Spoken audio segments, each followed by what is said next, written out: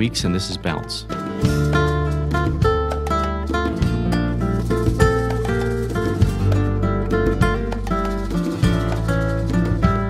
On this podcast, we talk with people from a variety of fields about dealing with challenges and adversity and how they bounce back or push through. To that end, this will be an interview format. In each episode, we're going to have conversations about setback, whether it's career or business. It could be physical or psychological pain. We're going to try to parse out how our guests dealt with it or deal with it, as the case may be, and how we can learn from it. Welcome to Bounce.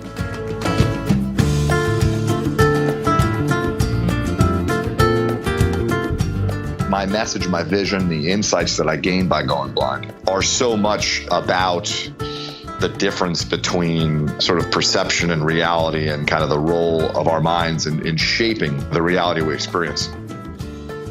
Going blind really was, at the end of the day, one of the best things that ever happened to me. We are the creators of the realities we experience. The circumstances we confront, the things that are beyond our control, that stuff that's out there, yes, it's out there. But how those things manifest themselves in our experience and in our lives is entirely within our control. The experience of sight is so immersive. The illusion is so good. You know, you open your eyes, you think seeing is believing, sight is truth. There's the world around you. You think it's out there. And the fact of the matter is it's not out there. It is in your brain.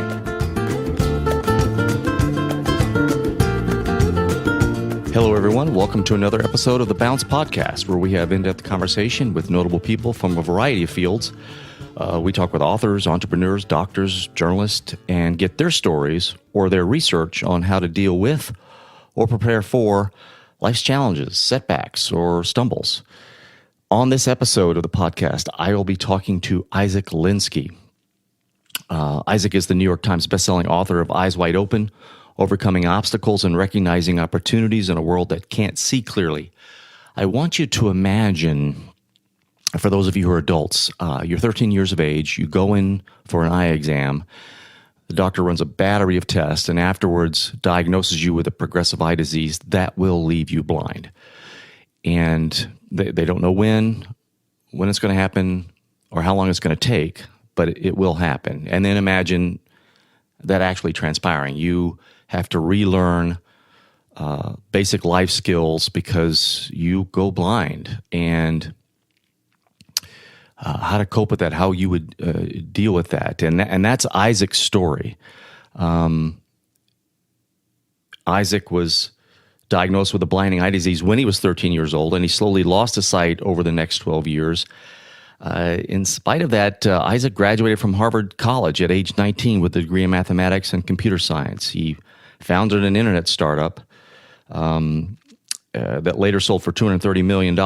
He returned to Harvard, graduated from Harvard Law School with high honors, litigated appeals on behalf of the United States as a Department of Justice lawyer, and he became the only blind person to clerk at the U.S. Supreme Court when he worked for Justices Sandra O'Connor and Ruth Bader Ginsburg. His TED Talk, which you need to watch, is called "What Reality Are You Creating for Yourself?" And it was viewed more than 1 million times in its first 20 days. And the big reveal in the talk is his blindness. On the podcast, we talk about a variety of things, specifically about his book and his story. I really think you're going to enjoy the conversation.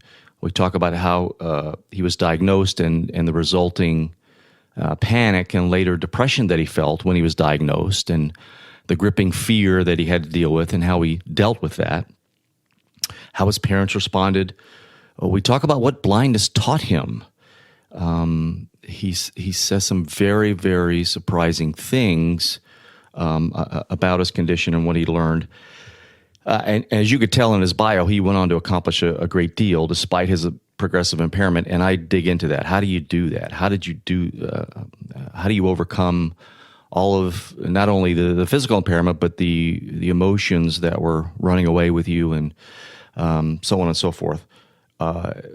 It's very interesting. One of the themes that is not only in his book, which I encourage you to read, but comes up in the interview as we talk about his book, is that reality isn't something you perceive, it's something you create in your mind. And so Isaac discusses his experience and also talks about the science as to why this is so. I really think you're going to like it. Without further ado, here is Isaac. Isaac, welcome to the show. Thanks so much for having me. Wow, your bio. So I got a question. So you were the only blind person to serve as a law clerk for the U.S. Supreme Court? Yes, unfortunately, that remains the case. I don't think that there's any reason why that should be so or needs to be so, but it happens to be true. So no other blind persons have applied before, or is it just there's so many applications and only few get through and honors and all that stuff? I would venture to guess that others have applied. It is just as a statistical proposition an extremely difficult gig to get. There are a lot of people who apply, and only a few who are blessed to have that experience. It was a dream of mine for years, and man, it was just a remarkable experience. Wow, just tons of questions here, but let me try to stay focused. But the first thing I wanted to ask you was, when I saw the TED Talk, I was surprised, like I'm sure the whole audience was. And because of the nature of a conversation, I'm not giving anything away. But obviously, when you whipped out the cane and you talked about your blindness, the surprise to me was the fact that you didn't look blind. I don't know if that makes sense. In other words, you looked like you were engaged visually with the audience. Sure. Now, so tell us the nature of your blindness now. Are you totally blind, or is there some form of it? And forgive me my ignorance on blindness and the various stages. No worries. Yeah. No, I am at this point completely blind. I have a little bit of light perception, so I can usually tell when when there's bright light or when it's dark, although not always, but that's about it. My message, my vision, the insights that I gained by going blind are so much about the difference between sort of perception and reality, and kind of the role of our minds in shaping the reality we experience. So, for that reason, I really was eager to start my talk by as you noted, kind of surprising folks with my blindness and kind of taking the stage without my cane and kind of getting into the talk a little bit, and letting folks make assumptions about me and my life and my capabilities and my abilities that we all make assumptions about folks all day long. It's just part of the human condition. So I'm glad it worked in your case. So, but I mean, you don't wear sunglasses. You're not. If somebody were to meet you and you were sitting down and just talking with you, is it apparent? Do you think that? No, I get the comment all the time. I keep forgetting you're blind, or I wouldn't know you were blind, or this and that. And that, it's because I grew up, with sight. That's what I was thinking. It just, I learned, I grew up with sight. I also, grew up, acting and making, facial expressions and emotions or emoting or whatever the word is. But, so, when people speak to me now, or I speak with people, I, can hear where they are from the sound of their voice. And, I look at them and, essentially, quote unquote, make eye contact. And I guess a lot of folks assume that that's not, not something you would experience with a blind person. Okay. Well, again, those were, I was kind of assuming that, okay, he didn't go blind till later in life. But so it was just very startling. Or surprising, I should say. So tell us the motivations behind the book. Was it, do you like writing? Is there, so number one, why did you write the book, or the motivations? And let's talk about the writing. And then how did you write it? What tools or techniques? Go ahead. It's funny, the late Justice Scalia, always used to say, I enjoy having written. The idea, of course, being that the process itself is not always enjoyable, but it's worthwhile, and it's rewarding in its own right. So that I definitely sort of agree with that school of thought. I got to tell you, the going blind really was, at the end of the day, one of the best things that ever happened to me. it didn't feel like that at first, and I went through a long journey, but ultimately the insights that I gained by going blind that were again one of the best things that ever happened to me in my life. And I've always, not always, but I've for a long time felt really compelled to share those insights with folks, because what I learned really at the end of the day is not about blindness or even disability or even specifically overcoming challenges. It's ultimately about creating and living the life you want for yourself. And so that's a message I really wanted to share with people. And I thought about it for years, and then had some children, and got through the.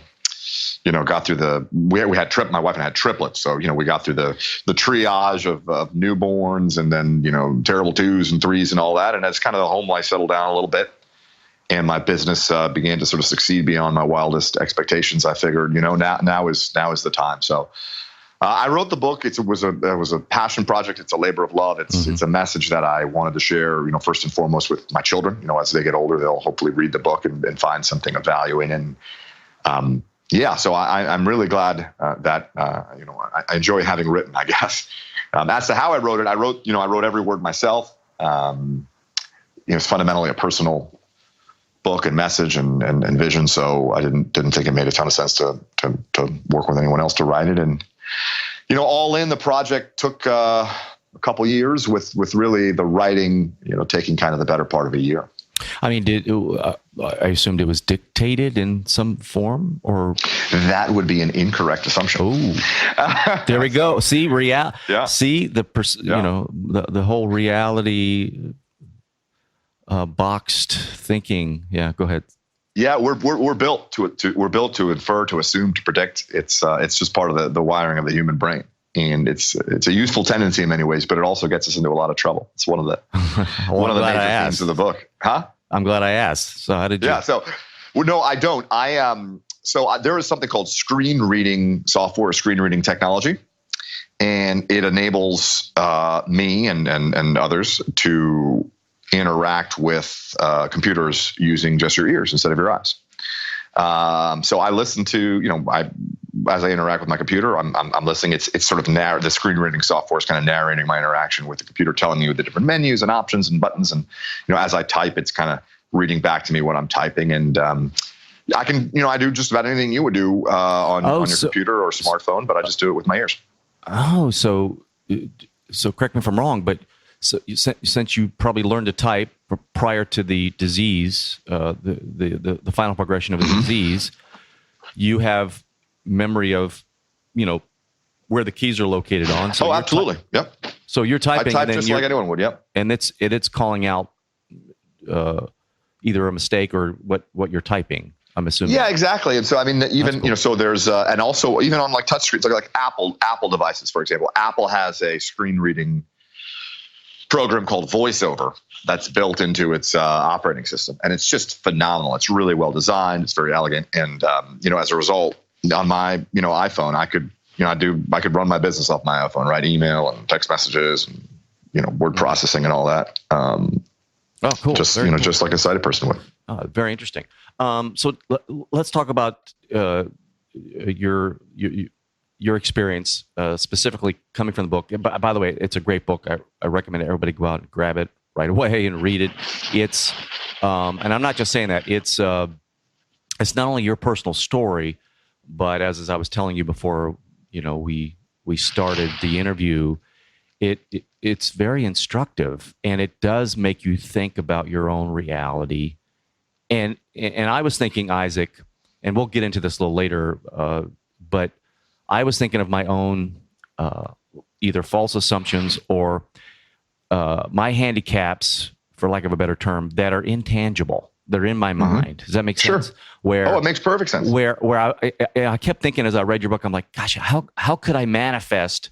How could I, make more concrete what my perceived handicaps are? Because if it's mostly mental or beliefs, but that is hard because some of it is not readily in the front of your mind to say, this is your belief, this thing is stopping you, or this is the problem you need to tackle from a standpoint of your what your challenge is, handicap wise, mentally speaking. And I hope I'm making sense. But yeah, I mean, that's the very core idea of the whole thing. I mean, we are the creators of the realities we experience.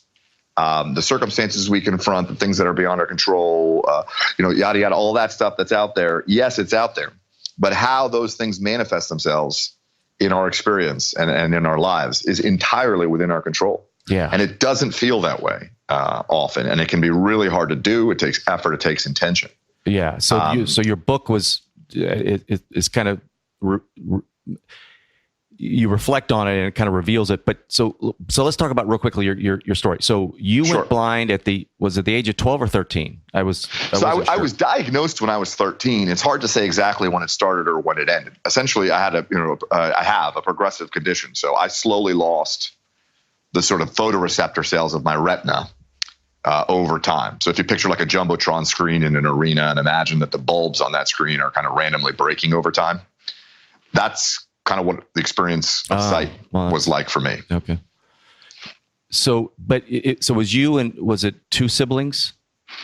That's right. So 2 of my 3 older sisters also have the disease. So you go in, according to the book, you went in, well, it was your sister, but you guys tagged along, I guess. So let's all get an eye test. Again, correct me, but your sister was having some more severe problems from a standpoint of vision, I think, from what I'm recollecting. Yes, and you go in, but you're all, I was shocked. You're all diagnosed with this. And what's the clinical term for it?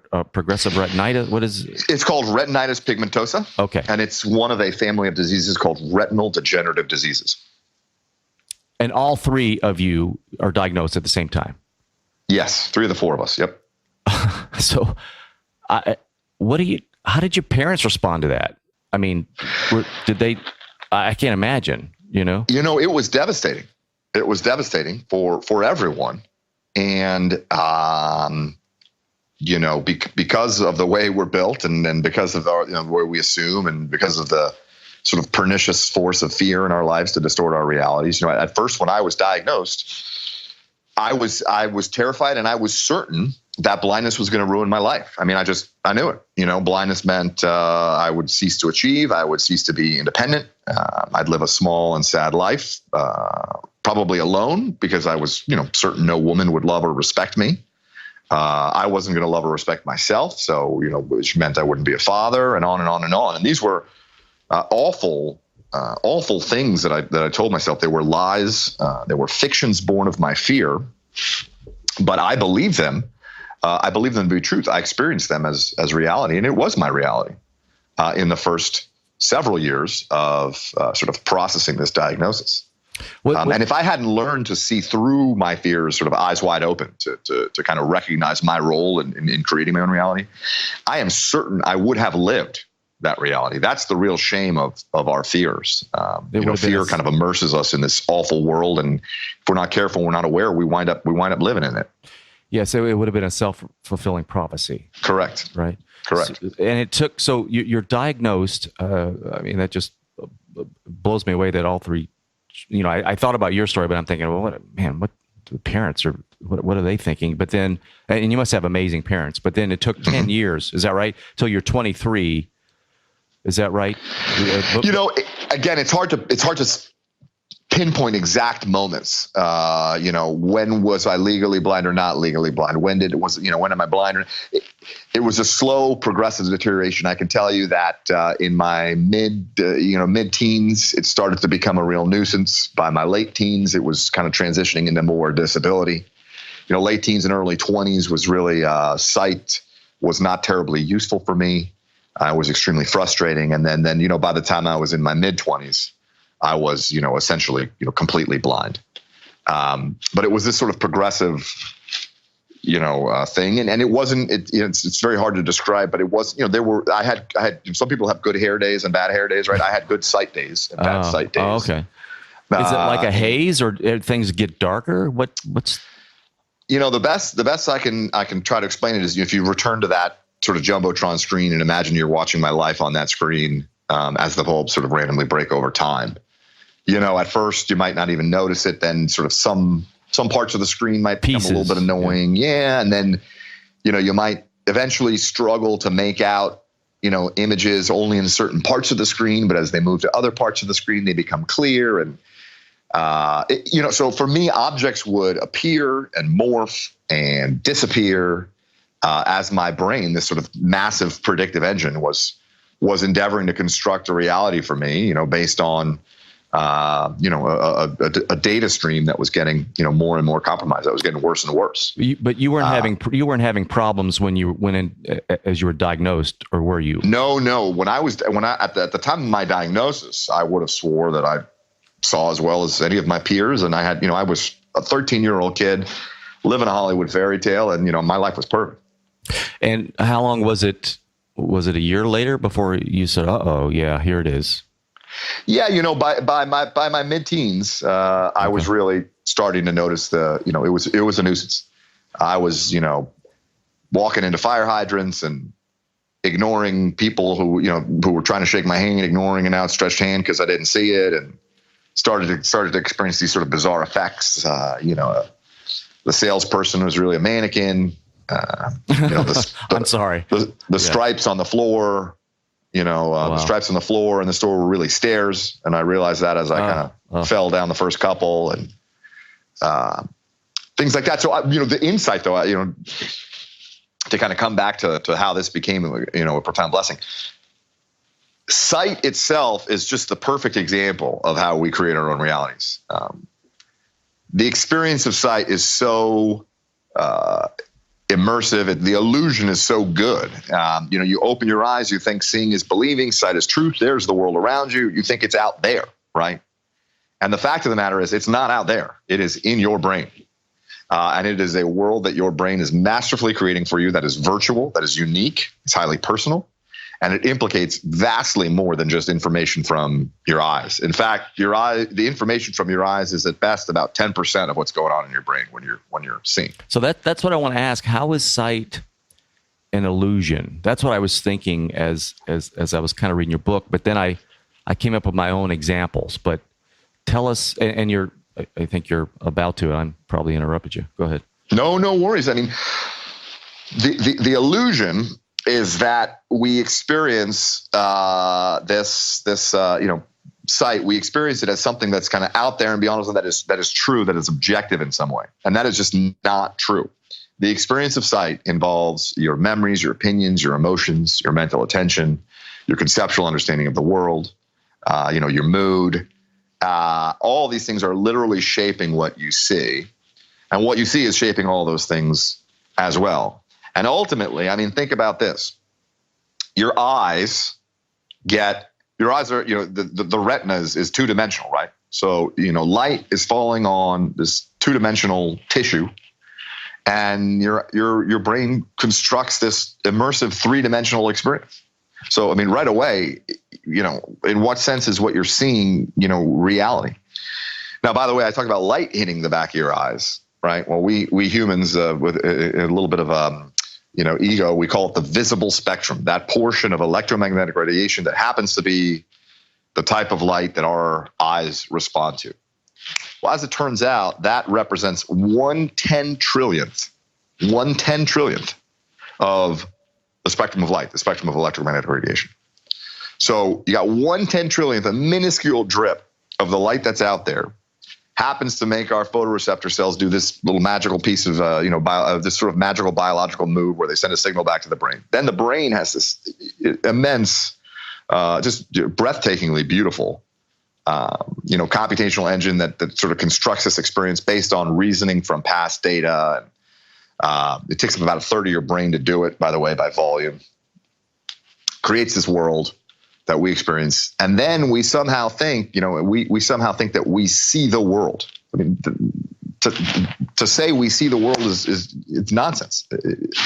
We have a very useful and very rich and immersive experience of sight that has nothing to do with the world around us, and yet, and here's the fundamental contradiction: we experience it as truth. So we literally create our own truth and believe it. And that was the sort of magical aha insight for me in losing my sight, because I realized that the same is true of so much of life. Fear. I talked about how I experienced my fears as truth, as reality. I did. They were the complete creation of my own mind, right? It was fiction. It was lies, but it felt real, just like sight. And as I sort of processed this and learned to embrace my blindness and thought more about this, I saw that everywhere in life we're doing the same thing. The self-limiting assumptions we make about ourselves, the things we tell ourselves about, quote unquote strength and weakness, the things we tell ourselves about what success, quote unquote, should look like, and what value means in our lives. I mean, and on and on and on. These are things that we're creating them in our minds, and if we're not careful and we're not aware, we're perceiving them as truth. Yeah, you know what I thought of last night. I was reading some of your book in preparation today. I thought of how there are times when maybe vision can be a handicap in a sense where, like I'll talk to somebody, Isaac, and I'm looking at their facial expressions for I'm scanning automatically. I'm scanning kind of how they're responding to me talk, and I'm making assumptions. Absolutely. They're not listening, or they don't care, or they're mad at me, or what have you.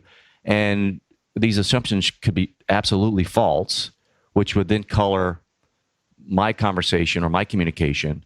I mean, I've done it in meetings before, right? I've presented to people, and I'm thinking, man, I am bombing. This is horrible. People are just tuned out. And then I get all this great feedback, and they want to do more business or whatever. But it's all about interpretation, Yeah, I mean, there's a whole chapter in my book about how I think sight can get in the way of effective communication, of meaningful communication, because of the way we're wired to do it.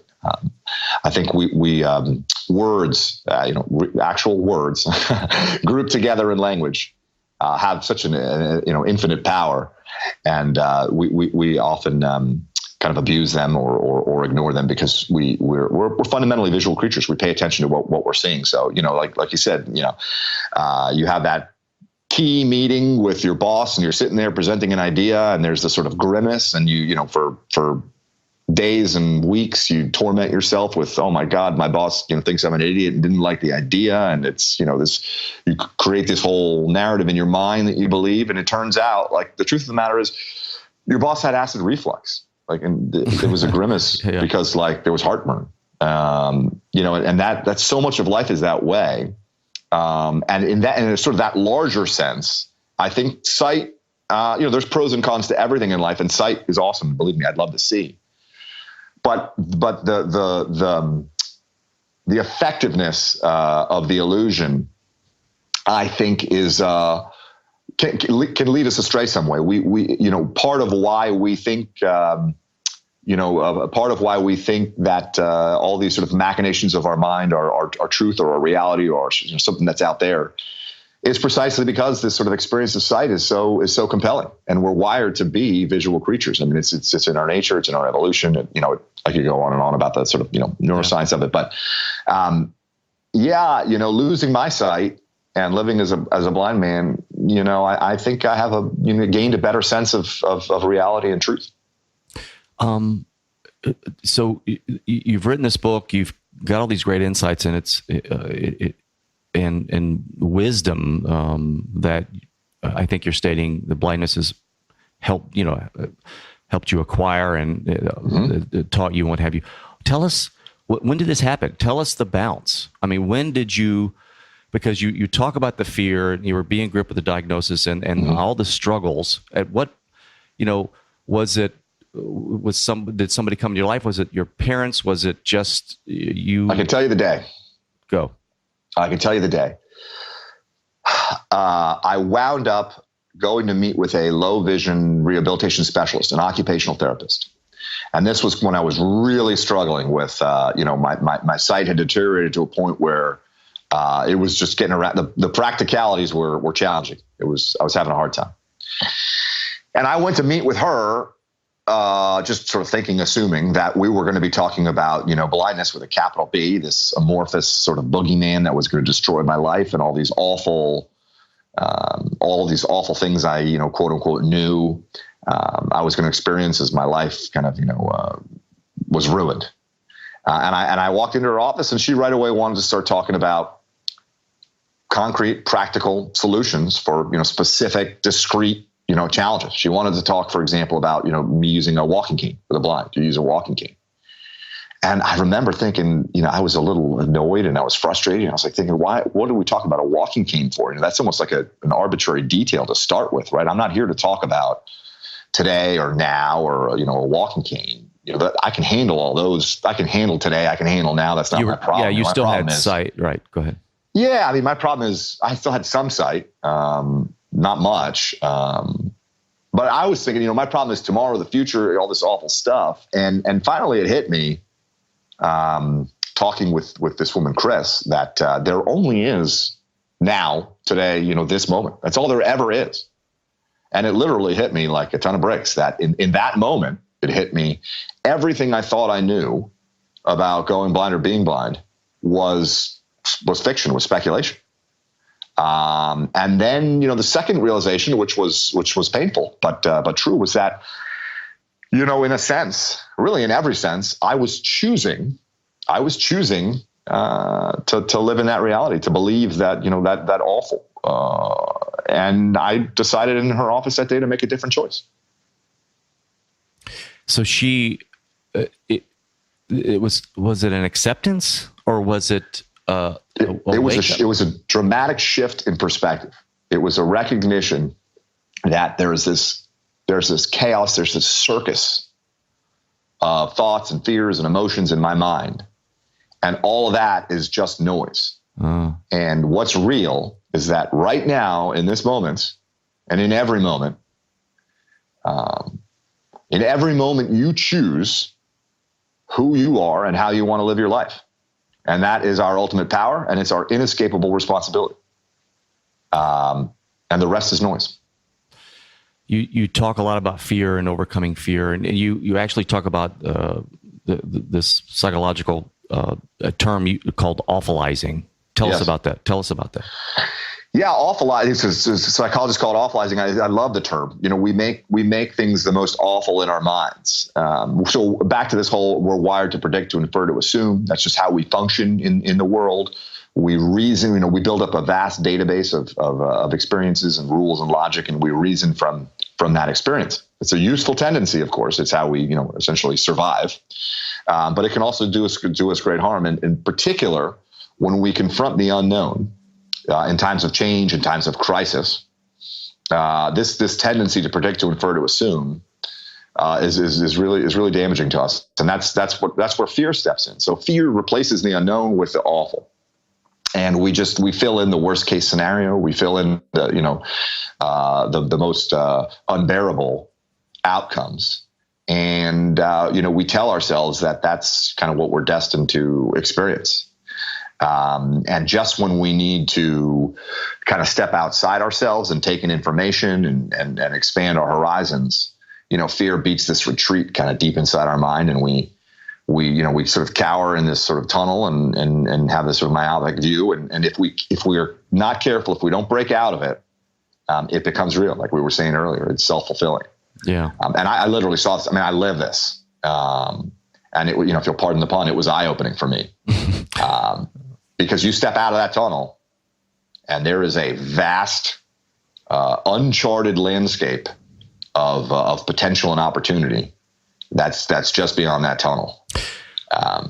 Was part of your, because I really liked a lot of what you said in the book on fear and dealing with it, because it was a big part of the struggles and challenges you're having for this impending. I just can't imagine. You've been given this diagnosis, and it progressively gets worse. But so you're just, it is in the future. So I can't see. It must have been horrible, very difficult to stay in the present. Say, okay, let me deal with what's going on now as I prepare and not freak out. But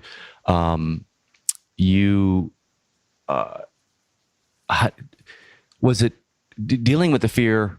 Was it not only disputing maybe some of the, your irrationalities, or maybe better said, coming up with practical solutions for dealing with what you're going through. Was it just to really overcome it? Did you just kind of have to go through it? Like just, this is not as bad. I can do this. Oh, and now I have this tool. I'm going to be able to do this. I'm not going to lose this. I will be able to, finish my education. There are these tools. If you understand, I'm sorry that I'm asking that. I'm not doing a good job of asking this question, but I'm assuming dealing with the fear wasn't a one-time event, or was that meeting with Chris and getting all these tools and realizing there were solutions for the problems, was that part of you overcoming your fear and the awfulizing? Yeah. So, first off, to be clear, in my life, living eyes wide open it wasn't like a switch was flipped and, I'm on some higher plane and it's all easy. Right. This is something that takes effort, discipline, practice. It's hard. Some days, frankly, I'm not very good at it, but it's worth the effort. I assure you of that. It's worth it, and it's a defining characteristic of my life. Now, for me, in a sense, overcoming blindness was the recognition that there was nothing to overcome in the first instance. All of us face challenges, obstacles, fears in our life. It's just part of the human condition, right? End of a relationship, loss of a job, struggles with a child. It's just part of life. And yet, always you will find people who have done far more with far less and been a lot happier doing it, right? I mean, think about the prisoners of war who transcend and thrive and survive just unspeakable, conditions. Viktor Frankl wrote a book called Man's Search for Meaning about in a Nazi concentration camp. This man managed to find purpose and even contentment for himself because he said the one thing that they cannot control is my mind. So, all these remarkable people who transcend, that I speak of, they certainly wouldn't put it exactly the same way I do. And I'm sure that there's, nuance and areas where, we might agree or disagree on some of the details. But I can guarantee you that all of those folks, at the end of the day, did not look at themselves as victims. They looked at themselves as empowered to control, to shape the reality they experienced. They looked at themselves as, in a position to choose who they wanted to be and how they wanted to live their life. And when you see that, it's liberating. It's empowering. And when you see that, I mean, I don't look at the way I don't look at it as how did I overcome blindness. I look at it as, I learned to see that my life and every life is beautiful and overflowing with opportunity. And I chose to live the life I wanted to live. There was nothing to be afraid of. Is the story, right? I mean, I refused to be afraid, and then saw that there was nothing to be afraid of. You didn't look at it as an obstacle any longer. It was just it's life, just life, right? It's life. So you went on to accomplish a great deal, and I mean, you went to Harvard, you graduated, you went to law school, and all. I'm assuming you had to learn. I mean, did this delay? How do I ask this? Did you have to double up? Not only there's curriculum for graduating high school, going on to Harvard, and what have you, but you also had to learn tools. I'm assuming simultaneously that would help you learn, help you as your sight left you. Does that make sense? Yeah, no, absolutely. Yes, you had to double right. up. You had to double up and hustle to say, okay, not only are there things that I have to learn academically, but I have to learn these tools and use them to be able to continue my education. Does that make sense? Yeah, it's funny you mentioned the word hustle. You use the word hustle. At first, living in this sort of awful world of my fears, I felt this immense urgency, right? Because if blindness, if the sort of end of the road here for me is basically the sort of total ruin of my life, I want to squeeze in as much as I can, as quickly as I can, right? And I was in a hurry. I was. I mean, I graduated from college at 19. I started college about, a couple of weeks after I turned 16. Then, went straight to New York to do a startup, for a couple of years. Hang on a second. You started college at 6. Did you say 16? Yes, I turned 16 a couple weeks before I went to college. Wow, you did. You got lit, man. Yeah, wow. I was in a hurry. And then, New York, I'm going to start a business. And, in those days, everyone thought all you needed is a spreadsheet and then you can become an internet billionaire or whatever. So it'll be good to solve that problem. And then I'm going to go back to law. Now, well, that's another benefit or something that maybe the blindness gave you. Is this motivation? Would you say? No. Drive and motivation, I think, is different. This was urgency. This was almost panic. Got it. And looking back, I wish obviously life is a journey, and you learn by doing and by experiencing whatever. But I certainly wasn't living eyes wide open then. But as I did, and as I embraced stuff, and as I kind of quote unquote slowed down a little bit. Yeah, you're right. There was a piece to.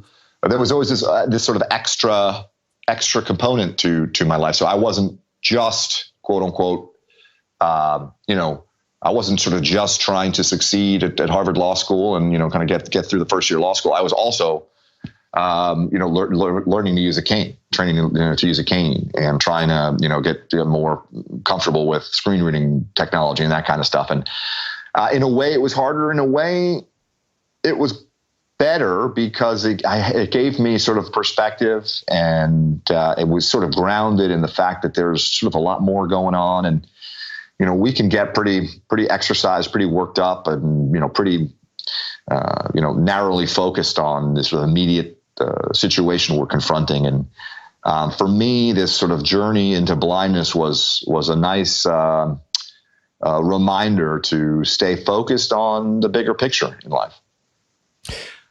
So you're in the book and in your TED Talk, the end game is, you encouraging others to live eyes wide open. Yes. And I was saying earlier when we were talking that,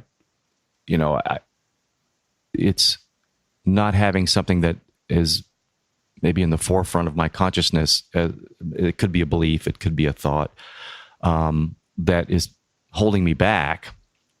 It may not be a physical handicap, and it's hard to if they're not tangible. It's easy to let those beliefs kind of hold you back versus having some kind of physical disability that it's obvious that you need to deal with, right? It's no question. It's in front of you. So how does, I guess what I'm getting, how do we live eyes wide open? How do we do this? For those of us who, are recognizing the assumptions we have and these false realities that we're making up in our head, and we know we see how they're probably limiting us. So, in the book, I try to treat it thematically, right? So that we talk about fear, we talk about ongoing struggle, we talk about there's a chapter on kind of quote unquote disability, and I think every single human being has disabilities. Many of them purely a function of the mind, of thoughts, of beliefs, and emotions. But anyway, so talk about that and strength and weakness and acceptance and surrender. And there's a chapter about luck, which we haven't talked about, but the way we perceive luck in our lives can often be pernicious, and on and on and on. So there are sort of specific insights or ideas depending on the sort of topic, but at the core, at the core. Where it really all begins, I think, is with some pretty simple, big questions, right? Who do you want to be? Who do you want to be as a spouse or a parent or a boss or a employee? How do you want to spend your time in this world, at home, at work? What's important to you? What does success mean to you? What does value mean to you? And the thing is, whether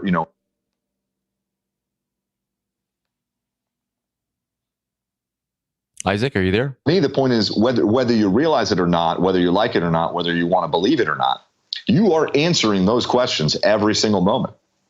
You are.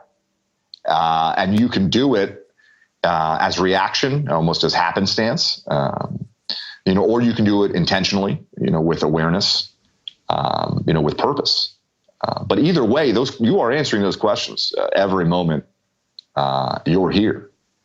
And by the way, to the extent that your life, your day to day, varies from your answers, right? The extent to which you're not living the life you want to be living in any way, big or small, at work or at home, frankly, in your heart and soul. The responsibility is entirely yours to do something about it. And the power to do something about it is entirely yours. And to me, that is just such a liberating and empowering thing to know, sort of core view of life and our existence in the world. And it's a lesson that was born of blindness for me. And it's a lesson that has, really been, one of the greatest things that ever happened to me in my life. When I have, and when I have these, and you said it earlier, it really takes work, but when I have these, what I perceive maybe some limiting beliefs or some thoughts that are just not based in reality, I have to make them concrete by putting them on paper and say, what am I thinking? Right. In other words, if they stay in the rolling around in my head, it's the only result that I get because I'm not pinpointing them is maybe feeling bad, right? That's right. Fear or whatever, depressed, whatever. But sometimes where we don't connect the dots and say, wait a minute, I'm making myself feel bad. These are some thoughts that are rolling around. So I have to make them concrete to go back to this. What's a disability? What's not? And put them down and say, okay, this is my challenge. I've got to fight these particular thoughts. Let me ask you, were you because you seem very reflective and introspective and thoughtful. Were you always like that? Did blindness make you more introspective because you're losing sight, if that makes sense? Or were you always like that? And then, No, I really, going blind was the peak, the proverbial peek behind the curtain, right? And, saw the sort of the wizard, right? The awesome power of the human mind. And I, had I not gotten that peek behind the curtain, I would not have, I don't think, gone on the journey that I went on. When you say peek behind the curtain, look into your own, reflect. Is that what you mean? No, I mean quite directly the bizarre experience. Sight went from what sight is like for someone who sees quote unquote normally to this bizarre, frustrating experience that required my sort of conscious participation. I had to analyze clues, and things would appear and morph and disappear. And so that was really I literally saw firsthand the mind at work in in building up what we experience. And that was the peek behind the curtain. Which got me thinking about, wait a minute, where are there other aspects in my life that I'm taking for granted, that I'm assuming this to be true when really it's a machination of my mind. So it kind of forced you, don't only put words in your mouth, but blindness kind of forced you into confronting that or looking into. No question. Okay. Absolutely. So, no question. And the reason I ask is because I try to meditate. I have ambitions to, sometimes I can do it. A lot of times it's struggle. And when it's struggle, my mind is going crazy, right? Sure. Monkey mind, what have you. And that's the whole point. So it's this circular thing. But when, what's great about meditation for me is the insights I gain when I quiet the mind and my eyes are closed. Are you with me? My eyes are closed. Yes. And I force myself to turn things off outside visually and even from a standpoint of audio, just quiet. And then I could see, oh, geez, look at Larry. you look at what is this thought? What is that all about? Just, hang on a second. Do you understand where I'm going? So, So I would think, and I'm not saying, but I would think as you go blind, you're kind of, I would think you'd be forced to confront more of that type. What am I trying to say? Maybe you go in, and you have to go in. You have to. It's all about the thinking. If that makes sense, I'm botching this, but you know what I'm saying. We in any second we can devote as much as 2/3 of our mental bandwidth, so to speak, sort of mental processing power to sight. Right, the experience of sight can claim up to 2/3 of the brain's sort of processing resources. There's no question that when you kind of shut that down, you've got a lot of free cycles going around, and you can pay a lot more attention to your other senses, right? So it's not that your other senses get better. You just learn to use them far more effectively. So I'm constantly amazed by what our ears can do for us, and how little we ask of our ears, when we're sighted. But you just get so much information from ears that that maybe you don't pay attention to because you can see. And the same is true of touch and smell, whatever. Getting back to your point, I do think there's something to the idea that as with a heightened awareness of other senses and the ability to pay attention to that sort of data stream, with blindness comes a greater opportunity, easier access to introspection. Yeah. Isaac, this has been fantastic. I just have a couple more questions before we wrap up. How do you, as a CEO, I'm kind of playing here because TED Talk, somebody asked you, isn't it difficult as a CEO to have meetings being blind because you can't see your team or the reactions, what have you? And you actually said it's a blessing. Could you elaborate real quick? Yeah, I was worried as I kind of took the helm of the company and came in to start, running the leadership team. I was worried that my blindness would be a burden on them or something that held back the company. And in the beginning, I was wrong, but I thought it was because there would sort of be these awkward moments in these meetings where, for example, I'd ask people, someone makes a suggestion or poses an idea, or we kind of get a view on a course of action, and I would say, hey, folks, do you agree or disagree? And there would just be silence because everybody was nodding their heads. And I'd say, oh, are you nodding your heads again? Awkward chuckles. Yeah, we're nodding our heads. And, I kind of chuckle and say, yeah, I'm still blind, and it was, it was uncomfortable, but I would, would say, look, we're going to go around the table and you got to say, yes, I agree, or no, I don't agree. And, you'd think if there was silence because everybody nodded, now we're going to go around the table and everyone's going to say, yes, I agree. Well, that never happened once. Instead, it was, yeah, I sort of agree, which begs the question, well, I want to know the ways in which you sort of don't agree, right? Let's talk about it. And, more conversation and more discussion. And what became clear to me was that the awkwardness, the awkwardness really was a byproduct of meaningful communication, right? To be open and honest with a team at work, we got to be vulnerable. We got to share what we think. We got to put ourselves out there. And that's hard to do, but that is a necessary part of effective communication. And so it wasn't my blindness that was the problem. It was the demands of effective communication. My blindness ultimately helped us to get there. We became a really highly functioning, very effective team. If someone doesn't speak out, they lose or they lose out, right? In other words, yeah, I mean, we can only harness the sort of collective benefits of everyone's perspective and insights and talents if people are willing to speak up and say what they think. Yeah, that's interesting. So are you? Do you meditate?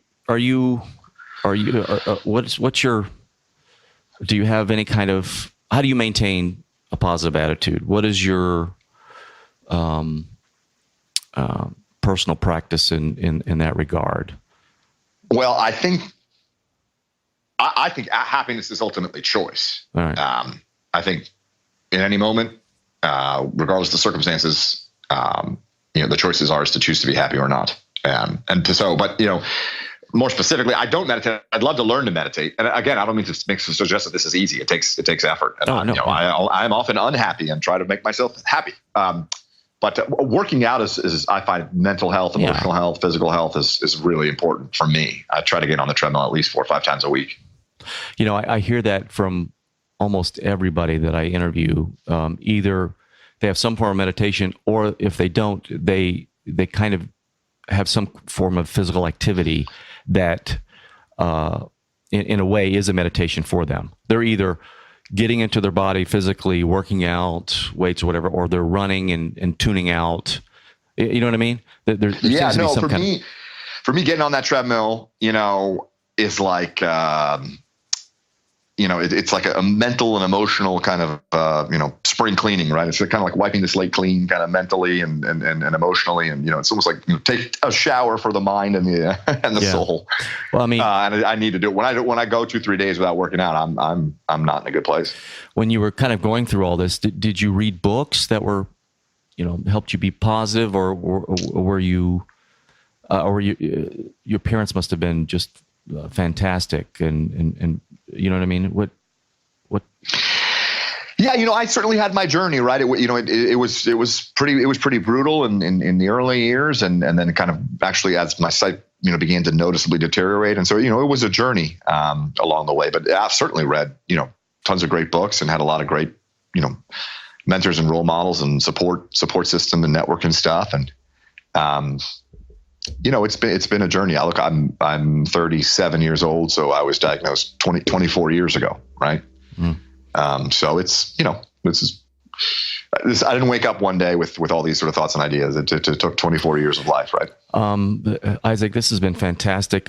What is the condition now? What is has there been progress medically speaking for people like yourself, or who are kids and being diagnosed with the disease now? Are there what? Yeah, no doubt. So there are treatments and cures for various forms of conditions similar to mine, which is used to be the stuff of science fiction. And then with respect to my precise specific condition, there's nothing kind of right at this moment, but there's a group that's very close that's going into clinical trials, and I think in the next 5 to 7 years I will probably get some sight back. Oh, really? Wow. Yeah. Through some kind of procedure. So if a child is diagnosed now, there's great hope. Okay. There's great hope also because there are treatments or approaches to stop the progression of the condition.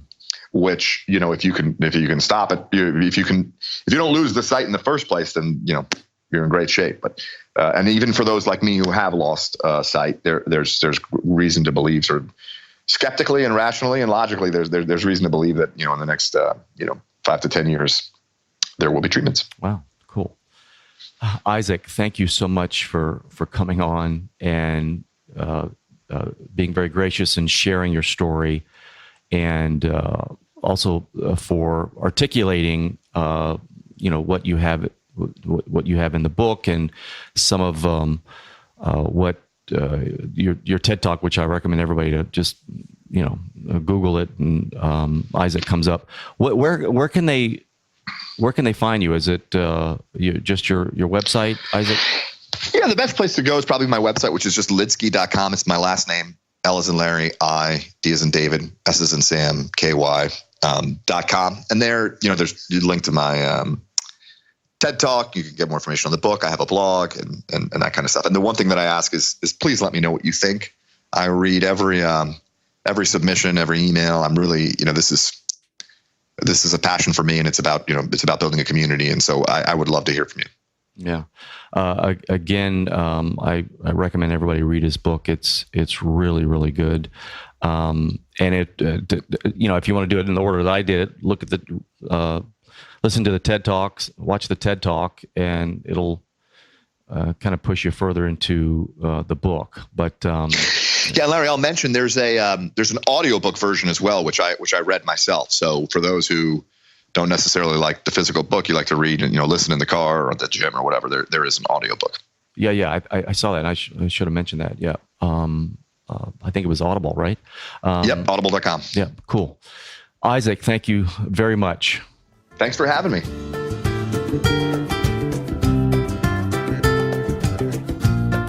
Well, that is all the time we have today. Please spread the word if you enjoyed the episode. Leave us a review on iTunes and share it with your friends on your favorite social platforms. Big thank you to Sam Williams, my audio guy. Make sure you visit LarryWeeks.com for all my content, and we will talk again soon.